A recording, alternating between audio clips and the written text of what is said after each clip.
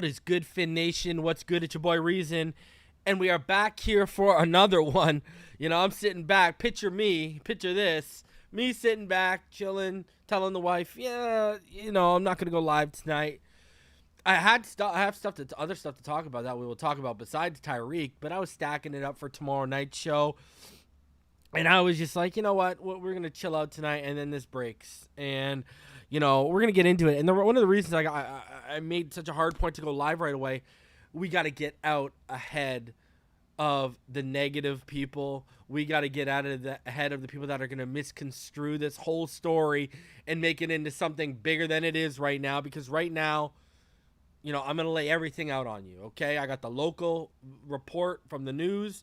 I got the article and I got some article. We got everything here. So we're going to lay it out for all of y'all. And, you know, a lot of people are talking about the fact that, you know, it's come out, and we'll go over that, about the whole charges thing. Guys, it don't matter. It don't matter. They're looking for video and reviewing video right now, and it don't matter about charges. When are we going to learn as NFL fans? It does not matter if charges are pressed. If they find video evidence of violence or any kind of domestic abuse, anything like that, even if, you know, we've seen, you know, Ray Rice, didn't his wife not press charges? Now, I'm not comparing this to Ray Rice, don't get me wrong. But I'm just saying, she didn't press charges and they still, whatever, you know what I mean? Like, the NFL is its own body and it governs it. It's like the freaking Vatican. Like, let's be honest with ourselves. The NFL is like the Vatican. They govern their own style and their own way. That's just what they're all about. So, you know, I'm not going to sit here. The two things I'm not going to do. One, I'm not going to pass judgment. Two, I ain't jumping to no conclusions, all right? Because we all know this logo has a target on it. Might as well be white and red and a target symbol, because the NFL loves targeting us. Loves targeting us. And, you know, we're going to get into everything here. For real, we're going to get into everything here, but because I'm going to lay it all out for all y'all. Already almost 200 of you in the room. Smash that like button, subscribe if you're new. Shout out to Joe Holt, $25 donation, and he said, thanks for all the hard work you do. Appreciate you, man. Appreciate you. Ronnie, you know what time it is. You know? Ronnie, he's joking, but he knows I ain't joking. It's literally like the Vatican. You know? What's crazy is, let's be honest with ourselves. Can we be honest with ourselves? Well, it's not really crazy, but when you talk about assault and domestic abuse and you know, the NFL looks way down harder on that than, you know, getting caught with a gun in an airport. That's just the way they are. You know what I mean? So, I don't know. We'll see what happens here. You know what I mean? We're going to go over everything for you. I got everything for you here. So we're going to lay it all out. On top of all that, you know, funny enough, I had some things I wanted to talk about regarding Tyreek Hill. And then we're going to talk about Dalvin Cook and the whole D-Hop thing.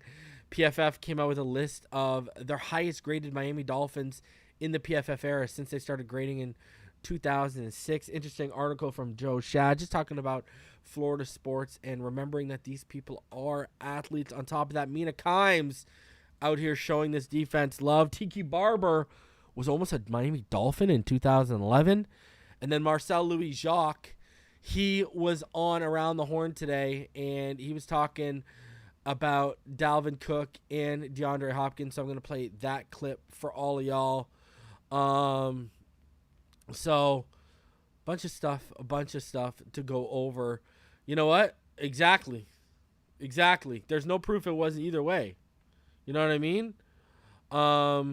So I'm waiting. I got a buddy who actually docks boats at that marina, and he's just driving right now. I'm waiting for him to just pull over and send me. He spoke to the dock master, and he's gonna actually send me, you know, about the whole situation. So he's gonna send me some info on it. So I'm gonna have that for all of y'all. But all right, let's get into all this. People are wondering what's going on, what happened. Well, let's start with the Local 10 news report on Tyreek Hill. Here it is for all of y'all. Let's start off with the video portion of it. Miami Dolphins star Tyreek Hill is under investigation by Miami-Dade police. And Local 10 News has learned the wide receiver allegedly hit a man working at Haulover Marina. Hill shared an Instagram story showing a Father's Day celebration on a boat Sunday morning. Then, later that day around 6 p.m., according to a tip received by Local 10, Hill got into some kind of disagreement with an employee of one of the charter companies based at Haulover Marina that apparently ended with Hill hitting the man.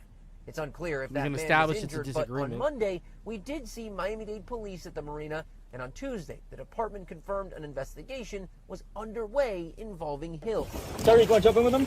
Hell no. Also on Tuesday, Hill's agent, Drew Rosenhaus, tweeted out this video of him with the shark and said in the caption that he and Hill were fishing together.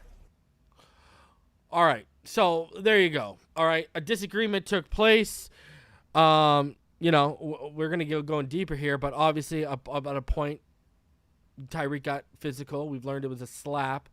Yeah, I'm going to laugh. If he pimp slapped him, come on. Did he give him the old 1-2 powder, the old talcum powder the hand, and then boom, just smack him right across the face? Oh, my God. Homie, don't play that. But, okay, you know, I see everyone saying this is big nothing, this is a nothing burger. It's not. Again, I'm going to tell you why it's not. Don't trust the NFL. Don't worry about the NFL.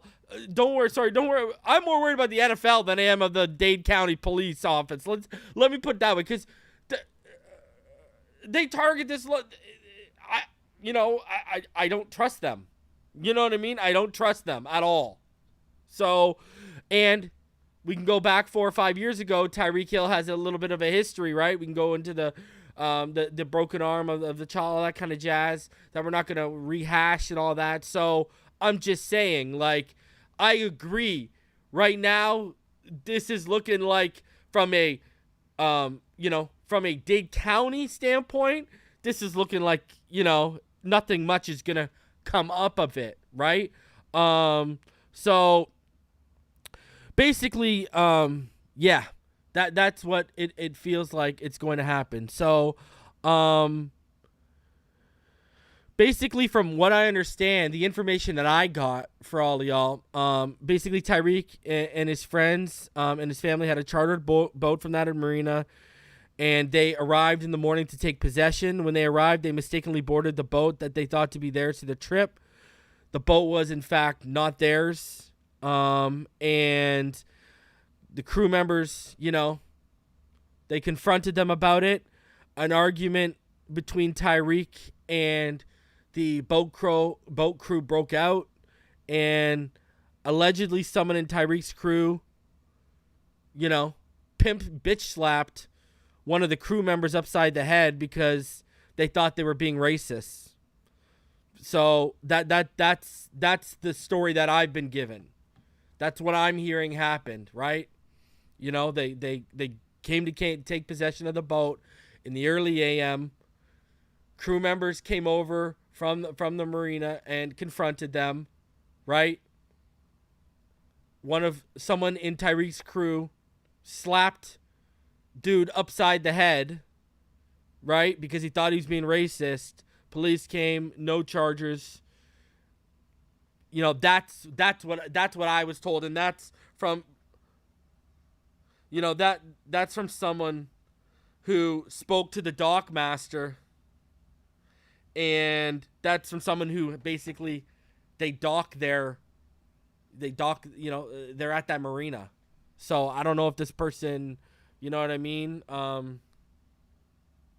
don't know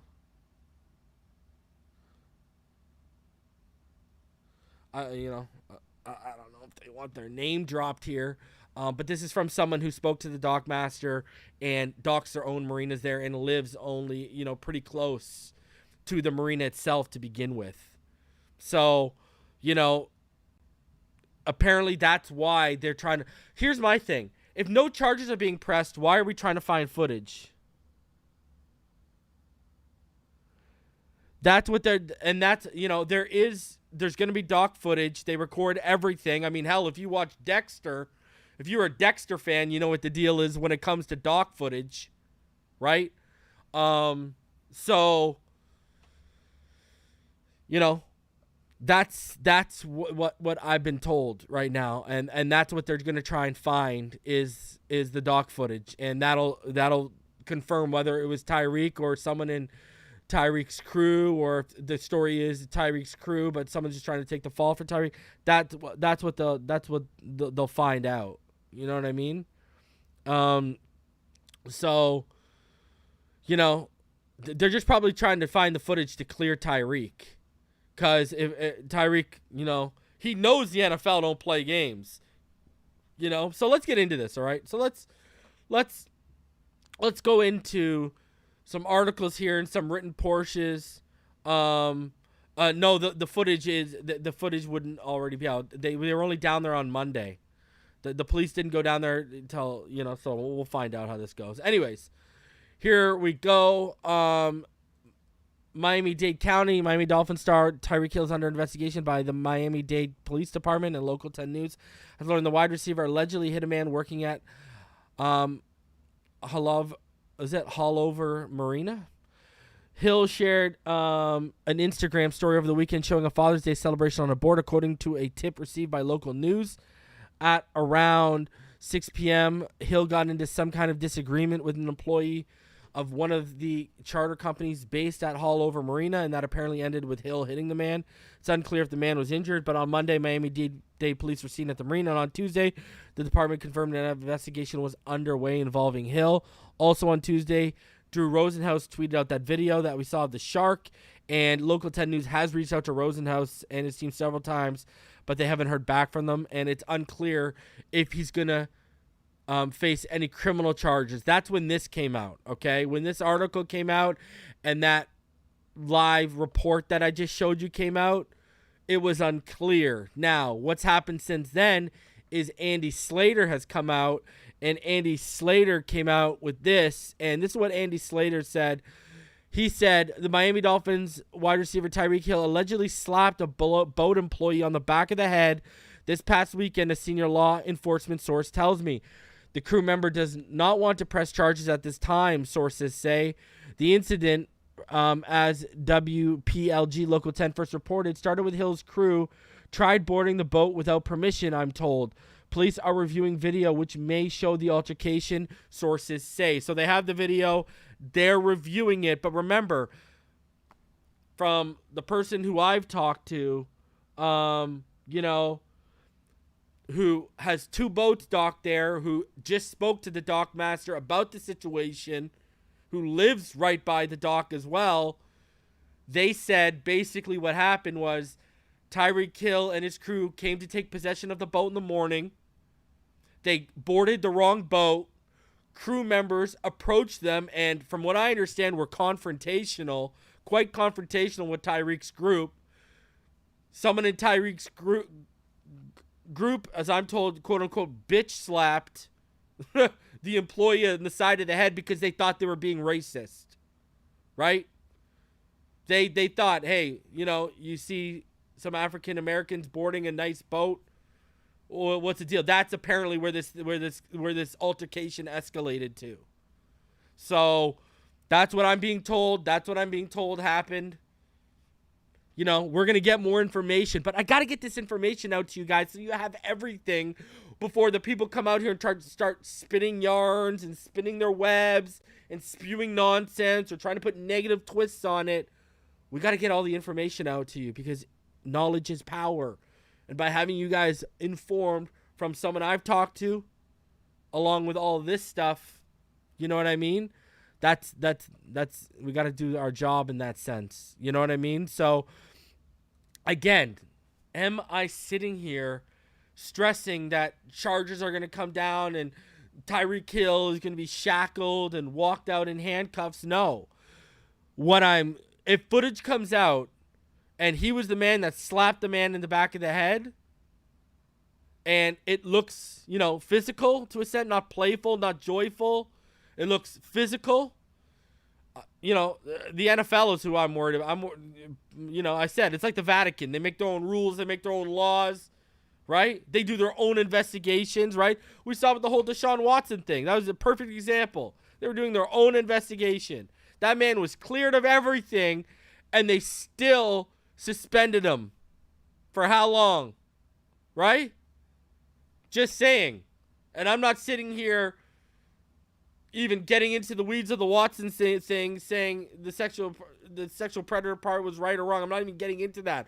I'm just saying from a court of law and a civil suit standpoint, that man came out scot-free, and they still gave that man time. So if footage comes out and Tyreek Hill is the man bitch slapping him, I agree with all of you. This sounds like a massive nothing burger. But it is worth keeping our eye on for two reasons. One, the 5 years ago, the history with the kid in the broken arm with Tyreek. And two, the NFL moves like the Vatican. They don't follow what the police do.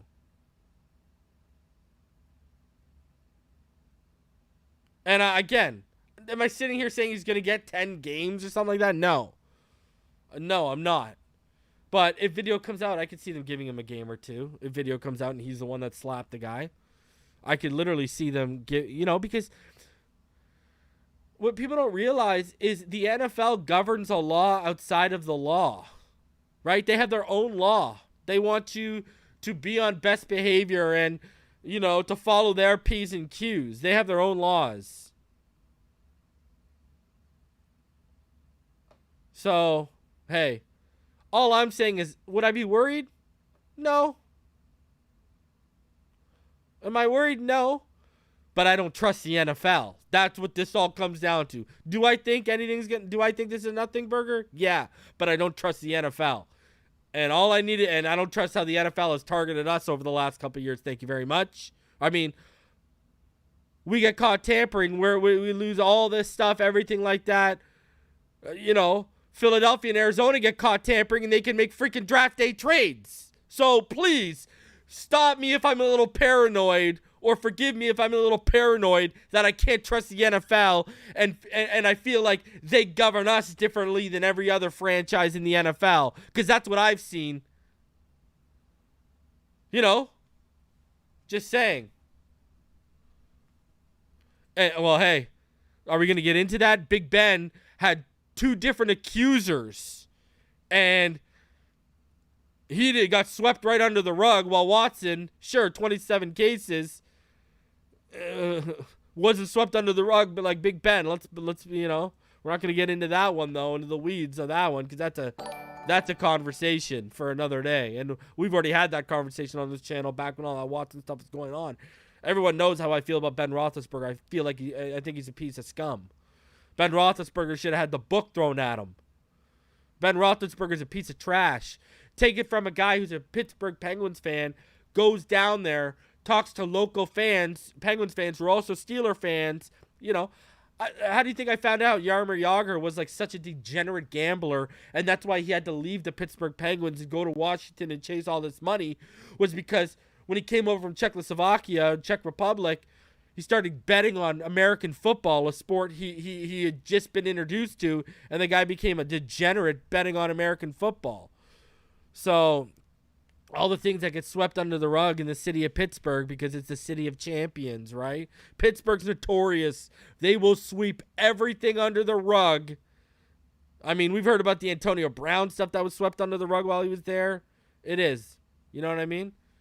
It is. So, listen, I'm just saying, all right? Like, do I think anything's going to happen? No. But at the same time, it's the NFL. It's Roger Goodell. Let's be honest with ourselves here. You know what I mean? You can't exactly, they're not exactly the epitome or the perfect example of trusting. You know what I mean? So, we'll see how it all goes down. Listen, I don't think he's going to, from a law standpoint, I think we're good here. I think we're cleared. It's just watching the NFL. Let's just hope no, let's just hope no videos come out. All right, that's it. You know what I mean? And once again, we're out here at the center of wrong news. But listen, I'm not passing any judgment on Tyreek Hill. He is innocent until proven guilty. That's it. Even about Watson. Back then with Watson, I said, listen, my whole stance with Watson was, until this goes through a court of law, you can't sit here and say he's guilty. But on the flip side, you couldn't sit there and call all the girls liars. I'm sorry, you just couldn't. So it was a very delicate situation. Now with this one, innocent until proven guilty. Until someone shows me this man guilty, I need him holding up government ID with his grandma behind him or his wife behind him pointing out saying, hey, that's Tyreek Hill.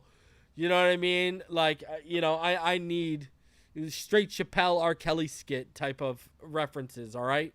So, I'm sitting here. Listen, I don't think anything's going to happen in the long run, but at the end of the day, let's keep our eyes open and our ears percolated for any video footage in the NFL, because TMZ going to be all over that. TMZ going to be all over that. So if it comes out, TMZ will have it, right? So we'll see. But sometimes it doesn't come out till months and months later. So we'll see. But I think we're good. Roger Goodell's burner. Roger Goodell showed up. See, I told you, don't trust this man ever, wherever you go. All right? Don't trust him. We see you, Roger. You're going to have to do more than just a phony mustache to get past us. Should have tried glasses and a sombrero.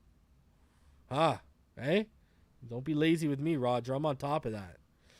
Anyways, guys, from that, I got to say this. Sorry, I'm sorry. The irony is too much. Because I had this locked and loaded. I was going to talk about it when I went live next anyways. Now I got to ask the question, does Tyreek move up this list? What list are you talking about? Well, the 33rd team, ladies and gentlemen.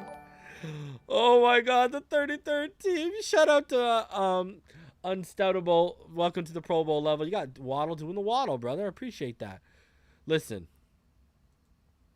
Okay. You got to see this. Okay. 33rd team came out with this list. Oh, my God. Funny enough. Just yesterday, I believe it was. The most intimidating players in the NFL. And they got Tyreek Hill at number 2. Aaron Donald at 3. Mahomes at 1. Chris Jones at 4. Nick Bosa at 5. Joe Burrow at 6. Is this too early? Tell me if I'm too early with this. Am I too early with this? Let me know. Am I too early with this? Did this man move up the list on the most intimidating players in the NFL? Let me know. Am I too early? I don't know. I might be too early with this one. I don't know. I just thought the irony was just unreal. and Ronnie's right. Tyreek's pick looks like a freaking mugshot too on top of all this. Oh my God. And I got to agree with War Dog. How is Joe Burrow intimidating? What intimidates you about Joe Burrow right now? What, because he can smoke a cigar? Are you serious? Like, what are we talking about right now? I'm more intimidated by Christian Wilkins and his affection for the Hamilton musical than I am for Joe Burrow, because that man can come bearing down on me and kill me if I get outside the pocket.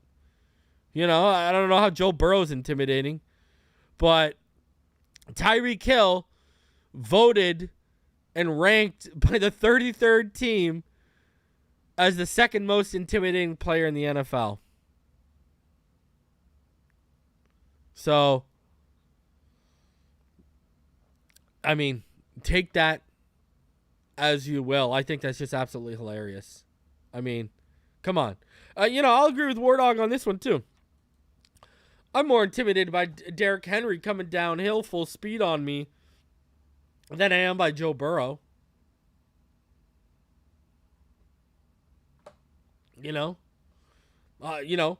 Prime Lamar, back MVP Lamar, that was an intimidating quarterback because you didn't know whether he was running or throwing the football. Mike Vick was intimidating. All right. Joe Burrow, listen. We all know what he is. Big Dick Joe. We all know what it is. I'm a big Joe Burrow fan, but even I can admit the guy's not intimidating. Come on, let's not lie to ourselves. All right? The guy looks like the definition of a kid who went to grew up in the suburbs, went to the best prep school in the area.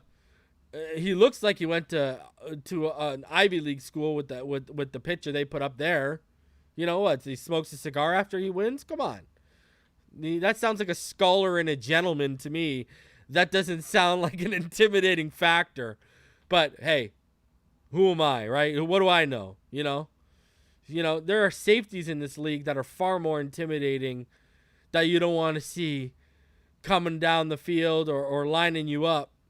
There are linebackers far more intimidating than Joe Burrow. Let's not lie to ourselves here for the Joe Burrow. But Tyreek Hill voted the second most intimidating player in the NFL by the 33rd team. Funnily enough, just before all this investigation of assault stuff happens. That's crazy. That's just too funny for me.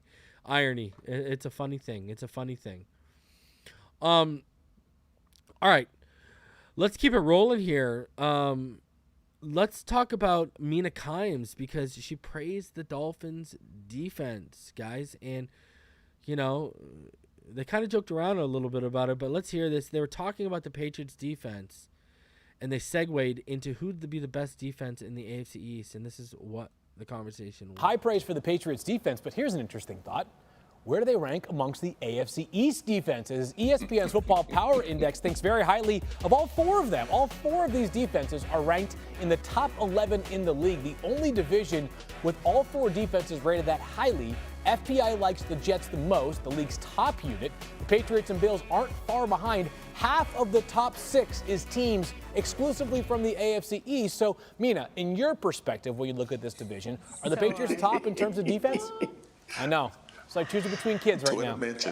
Twitter mentions. I know, the they're all so mentions. good. Okay, this is going to be, I guess, a bit of a bold take based on what FPI said, but I actually think Miami, who they had as the worst, still good defense in the division, I think they could finish as the best defense, guys, for a couple of reasons. One is last year, I know they had some ups and downs in the beginning of the season in particular, but in the second half of the season, the Miami defense actually finished 6th in DVOA and 6th in EPA per play, as well as 2nd in yards per play before going blitz crazy in the playoffs. The other thing is, obviously, we talk a lot about the addition of the brilliant Vic Fangio, but bringing in a brilliant defensive coordinator doesn't mean anything if they don't have players who can execute their scheme, and I would contend it is a perfect match of talent and play caller. You bring in Jalen Ramsey, David Long, and linebacker, both of whom are good fits, but they've got guys on the roster who can bring Vic Fangio's principles to life. One of which is he likes to play with light boxes, so you need a defensive tackle, a 3-tech, who can control more than one gap. Christian Wilkins last year finished first amongst all defensive tackles in the NFL in run-stop win rate. Zach Sealer was 23rd. They are perfect for Vic Fangio's scheme. And when I think about Jalen Phillips taking another step, maybe Bradley Chubb getting back to who we saw earlier in this career, I would not want to go against this Dolphins defense, given some of the additions they made and the talent that they already have on their roster. So Mina Kimes, who Dolphins Twitter has gone to war with over two in the offensive line multiple times, giving high praise, picking our defense to be the best in the AFC East, which, I mean, when we can all admit the Jets defense is no slouch and they're only going to get better. And to put us over them, I think there's I think the Jets and the Dolphins both finished with top 10 defenses this year. I'm going to be honest with you, 110%. I do think, but their defense, no top 10 defense has enough speed and talent to stop what we're about to throw at teams this year. So let me get that straight. I might give them their props and say I think they'll finish top 10. Doesn't mean they strike the fear of God in me. In fact, no team I fear no NFL team if our roster is fully healthy. There's not a team across the NFL I fear. There's not a football team in the world I fear. Period. Just period. You know what I mean? So that's where I'm at. And I got to say this. Shout out to Russell. Russell, it's the anniversary of his young boy's passing, and Russell's in the chat right now. And I remember when we're rolling the GoFundMe for you and all that kind of stuff back in the day. I hope you're doing well, man. I know the days have gotten brighter, I'm sure, but they'll never be as bright as they were when your son was, with you. So I hope you are continuing to deal with it, and get better day by day, man. So shout out to Russell in the chat, man. Shout out to Russell. That's a strong man right there, because he's gone through something no one should go through, and he's come out on the other end of it positive. Daughter's doing good, and he's kept his life intact. I'm going to be honest with you, man. I don't know how I'd keep my life intact, but he has. And, it takes a strong individual, strong man to be able to do that. So shout out to you, Russell. And I hope everything continues to get better for you, bro. And the days continue to shine a little bit brighter day by day. Thanks, bro. I hope you're doing well.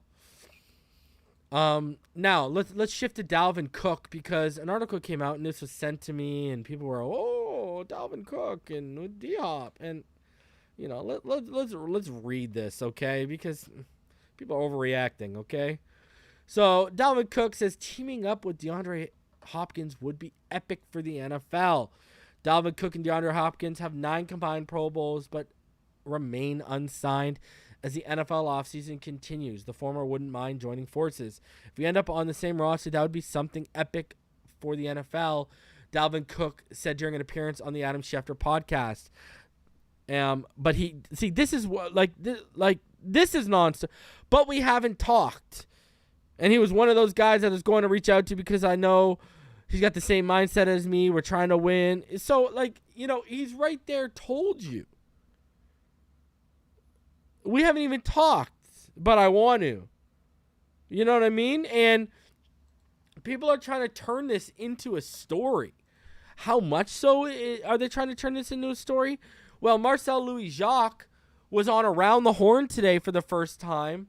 And while he was on Around the Horn, look at what the host brought up to him. What are the chances the Dolphins land the Cook-Hopkins combo deal, and should they go for it? The combo deal, slim to none.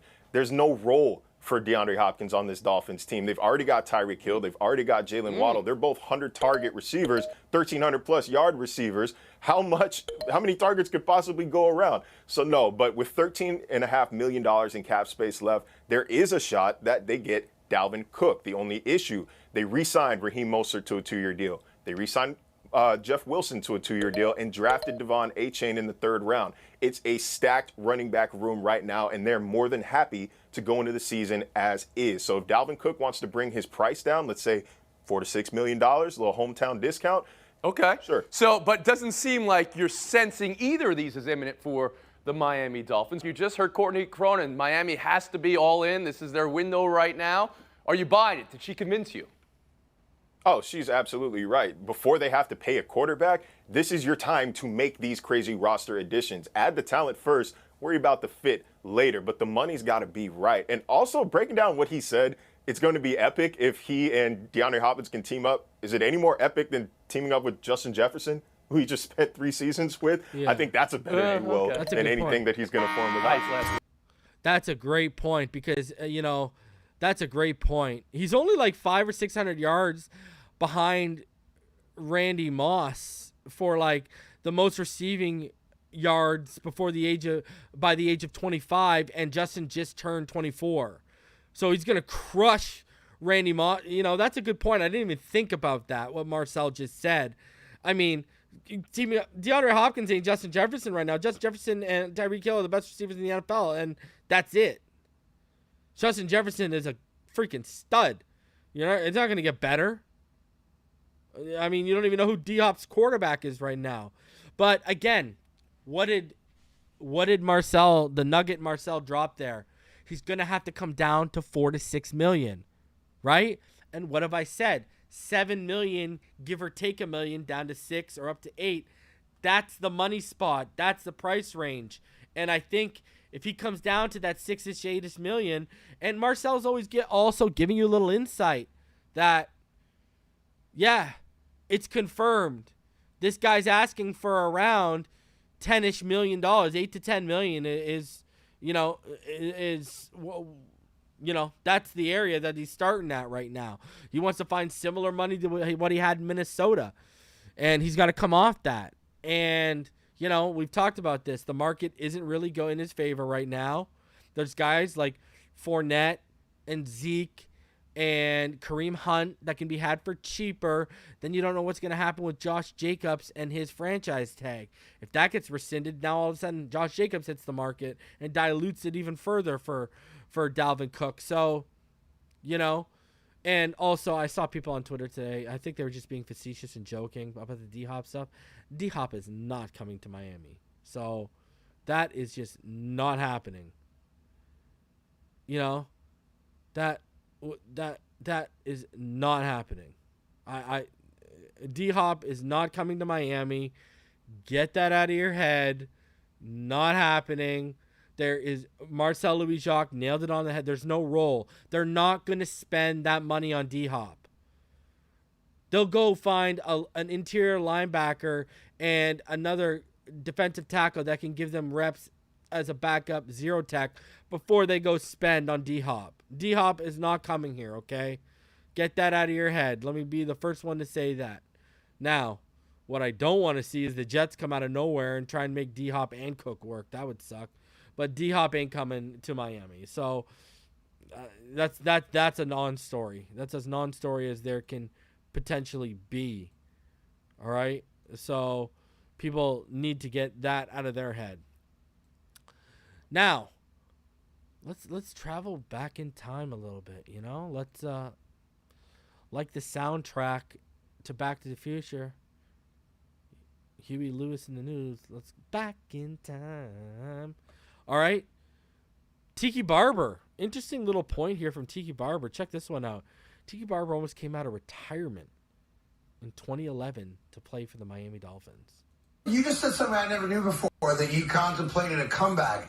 And I remember that gym in Jersey you famously, I think he passed away, where you used to work out. Yeah, Joe Carini. Yeah. Was there ever a thought, hey, Mr. Mara, I feel like I got another year in me? No, they were past me at that point. What year was that comeback? This was 2011. So it happened. That's being out of football for 5 years. Yeah, it happened right after. It happened right before the lockout. Right. And was that? I just wonder. Was that ego? You think looking back on it? No. I was really lost, Greg, and I didn't know what I wanted to do with my life. I wasn't working really. Right. Lost because your identity was I'm a running back. No. Lost because I went through a terrible divorce. Right. I was no longer working at NBC on the Today Show or Football Night in America.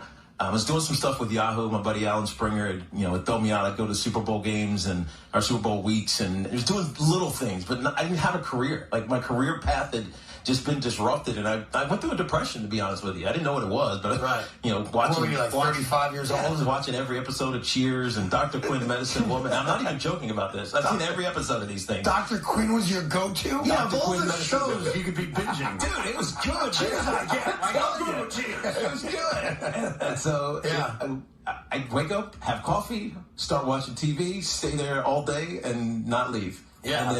And so I tried to make a comeback. Started working out with Carini again. I had a business relationship with Steve Ross. The owner of the Dolphins. Yep, related companies and affordable housing. And so I had a relationship with him. And so he's like, come down and work out. We'll see what happens. Sure. So I got in great shape over about 5 months, went down and worked out, and then the lockout happened. And so even if I thought I could have done it. Maybe I probably wouldn't have been able to, but I thought I could have done it. It killed everything.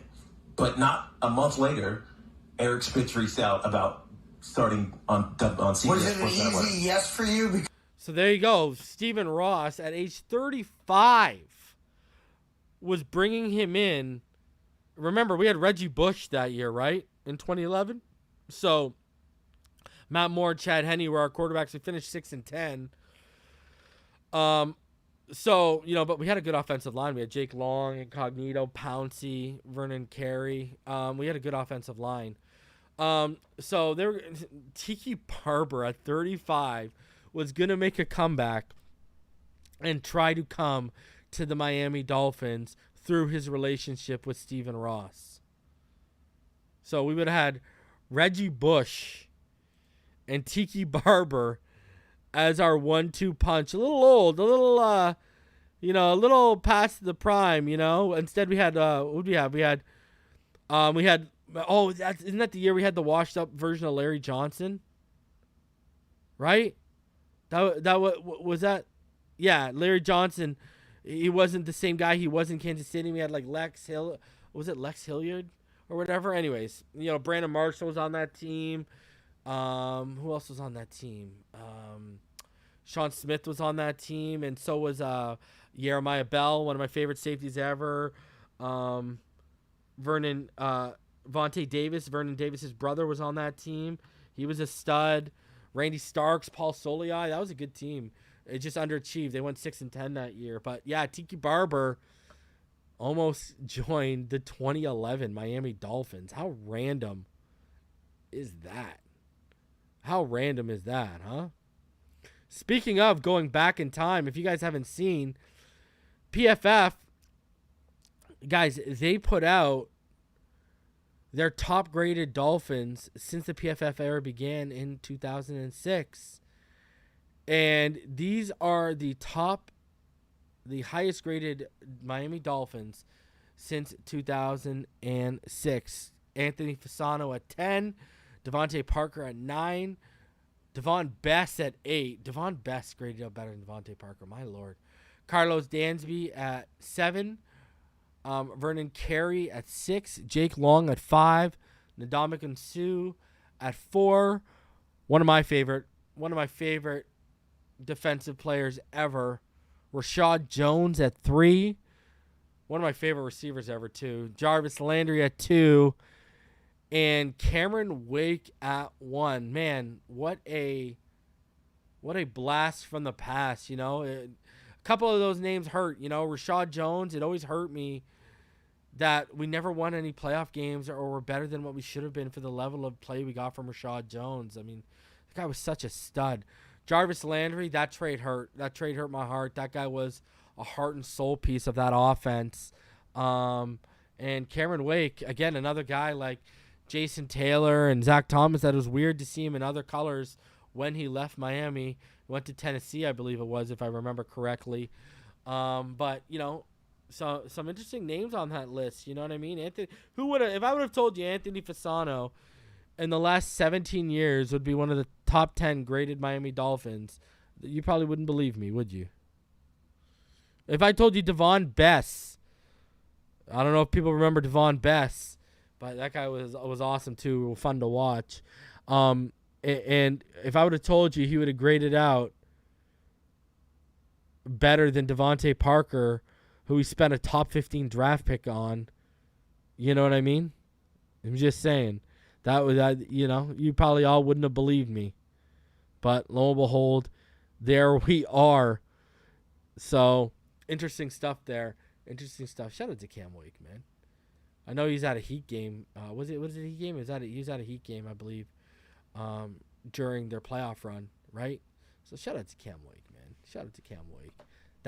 We talked earlier about intimidating players. That's an intimidating player, Cam Wake. That's a guy who struck fear in the hearts of, offensive players regularly.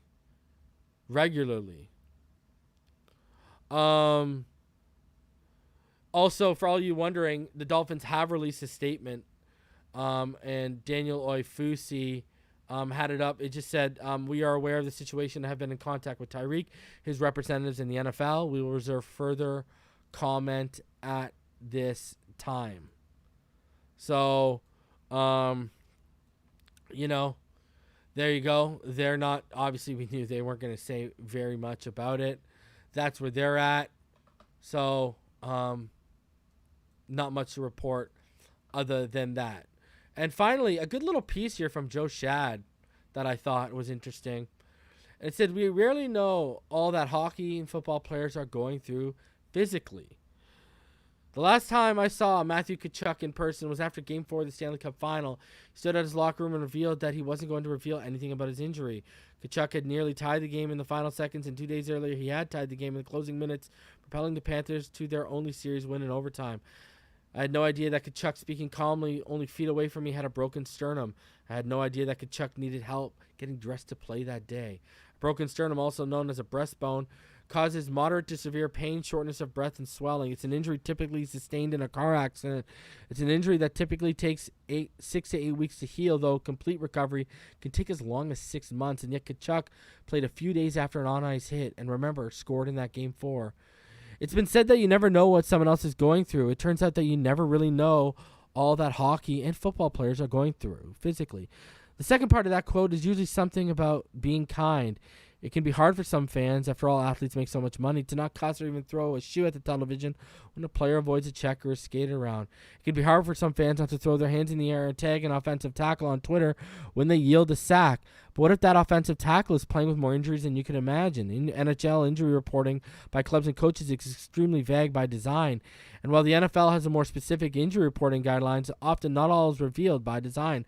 For example, we may have known the Dolphins Pro Bowl left tackle Terron Armstead had a foot injury in Week 1, but we did not know until after the season that at least one doctor advised him had to have season-ending surgery at that time. And we did not know that Armstead had a physical trainer from Dallas move into his home during the season. I didn't even know that till this. Armstead said the foot injury affected his right leg. Armstead also played through a challenging pectoral injury late in the season. Just trying to get everything to a point of strength and function, and then if I can push and I can drive, I'm going, Armstead said. Especially in football and hockey, they almost always go. If there's any chance at all, they can. And in football and hockey, it's almost always revealed, if at all, after the season, just how bad the injuries really were. Players are often told by coaches and trainers not to talk about their injuries because it's a sign of weakness to the public and opponent. Old school coaches speak about the importance of availability. Can't make the club in the tub. And certainly most players unwilling to play through injury can and will be replaced. Shad flinched a bit when he heard former NBA coach Jeff Van Gundy, and old school as they come, say recently that he's tired of hearing about basketball injuries. It's just so funny to me in the media how certain guys, when they play well, are cut slack for whatever issues may have occurred, and other guys aren't. Like when Steph Curry was in the finals, every time he missed a shot, it was because of his ankle, and every time he made a shot, it was heroic for overcoming his ankle. To me, if you're out there, you're healthy enough, and you should be judged on your performance, and that is a coach, drill, sergeant mentality for sure. But to highlight the times we actually do know someone is going through it isn't really excuse-making. It's more likely to explain relevant contributing factors. Football players and hockey players often delay surgeries, especially when it's late in the season or in the postseason, and so much is on the line. Are you willing to tell those players to their faces that you care about winning more than they do? No, most players want very badly to win, and yes, they're paid what they're paid because they put their short and long-term health on the line for every game and some practices too.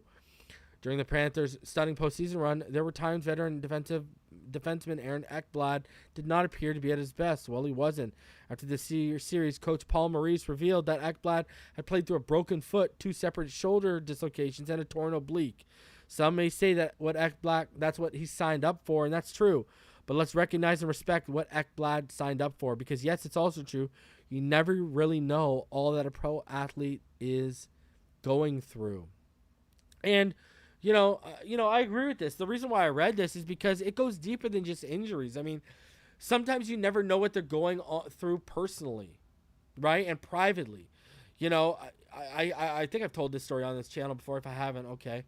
But I can remember going back into an early run of the Toronto Maple Leafs in the early 2000s when they had Alexander McGillney and Shane Corson, et cetera, et cetera.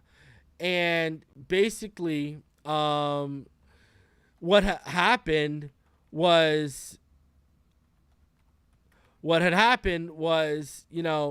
Shane Corson, during the middle of a playoff run, it came out how Shane Corson was sleeping with one of the star wingers' wife. You know, he was sleeping with Alexander McGillney's wife at the time. Shane Corson got in the middle of the playoff run, got excused from the team. McGillney stepped away from the team, and this has happened in hockey. Hockey players are animals, but this has happened in a lot of different sports, right? I mean, like go to LeBron. Remember LeBron and the player that was sleeping with his mother, right? And he shipped off right away, right? You know, you never know what these players are going through mentally, personally, let alone physically, especially as you get deeper, right? Because once you get into, you know, the NHL playoffs, right, if you're going to make the run, right, like let's say every series goes 7 games, right, you're talking about an extra 28 games stacked up on top of the 82, so you're at like 110 games, right? And if you're talking about the NFL, you know, if you make a Super Bowl run, even with the bye, you're still playing 19 games, right? And those are, to me, other than rugby, probably the 2 most physical sports there are. And the toll that takes on your body by, you know, months in. Like, I didn't know Taron Armstead had a personal trainer living in with them from Dallas. I didn't know. Like, that shows the effort he was putting in to get on that field. Like, that's warrior. You know, you talk about these football players, you talk about these hockey players, like, they're the definition of warriors. Like, I mean, look at what they play through, look at what they go through. It's unbelievable, man. It's unbelievable. Sure, they get paid millions and millions of dollars, but also, I mean, football with CTE alone and certain positions like running back, you're shortening your quality of life and you're potentially shortening your lifespan overall. Because your quality of life, you know, these kids start taking hits in Pee-wee. You start taking those hits all the way into your 30s. You know, we're talking 30 years of head-on collisions. That is nothing to just be dismissive of or be disrespectful of. You know what I mean? Like, yes, sure, they're finely tuned athletes, but, you know, the human body can only take so much. I mean, look at Scotty, what just said, Ronnie Lott's fingers. Here we go. Deion Sanders. Look what's happening with Deion Sanders in his foot right now. And that was an old football injury, and now there's word that Deion Sanders may lose his foot. Right? There are legitimate chance, a legitimate chance he might lose his foot, and that's an old football injuries. You know? Let's be honest. You know, it's what Don just said. The human body's not meant to take that kind of punishment. That's why these people get paid the amount of money they get paid. Listen, we peaked over 400 people in the chat today. We're over 365 in the chat right now. Please do me the favor. Smash the like button. Subscribe if you are new. I want to know in the chat, are any of you headed down to Zach Thomas's enshrinement at Canton? I want to know if any of you in the chat are planning to head down to that enshrinement at Canton. I was talking to Neil yesterday. We were just talking about what games I'm eyeing. I know I'm eyeing coming down for the Titans game. And, you know, we were looking into that Germany game, and between costs and, you know, hotel, transport. The thing was going to cost you like $16,000 to go to that German game. But I will say the next time, you know, I you know, they're overseas, hopefully in London, I think me and the wife are going to go down for that. I think me and the wife are going to go down and head down there. So, yeah. I want to know if any of you in the chat are heading out to the Zach Thomas enshrinement. And if you're watching this after, let me know. Leave it in the chat after the fact. I appreciate all of you. Over 375 of you on this Tuesday night. Appreciate all of you. Please smash that like button. Subscribe if you are new. Here's the deal. I'm going to be back. The deal is we'll be back Thursday for Fin Too Deep with myself and Neil. This weekend, be on the look for. Probably going to drop a Mitchell Agudier prospect profile. I'm working on that, getting that all sorted out. If anything breaks tomorrow, I will be live tomorrow. I wasn't expecting to go live today, but because of this, hey, had to go live. Shout out to 300 Egos. He says, happy belated Father's Day. I appreciate that, 300. And if you have kids, happy belated Father's Day to you. And happy belated Father's Day to all of you in the chat if you have kids. And I hope all of you that celebrated Juneteenth had a fantastic night yesterday. Thank you all for coming through tonight for this episode. I appreciate all of the love. Y'all come through and constantly show it. Please smash that like button. Do me the favor. Smash that like button on the way out. It helps me huge. Anyways, so remember, smash that like button. Subscribe if you're new. New 3 takes video is going to be coming up. I got some information that is going to be exclusive to that. That'll be coming up on Thursday or Friday to Patreons. And yeah, also if you are a Patreon or a channel member and you missed the latest update, if you're a channel member, check the community tab. If you're Patreon, go check the landing page. The latest episode of 3 Takes and the latest inside info write up are available on the channel under the community tab and on the Patreon. Go check them out if you have not yet. Thank you, all of y'all, for coming out. Again, don't stress Tyreek from a criminal side. Let's wait and see for footage and what the NFL does. That's what we got to watch out for. Appreciate all of y'all for coming through. Please smash the like button on the way out. Fins up all day, every day. And I will see each and every one of you on the next one. Thanks, y'all, for tuning in. Have a fantastic evening.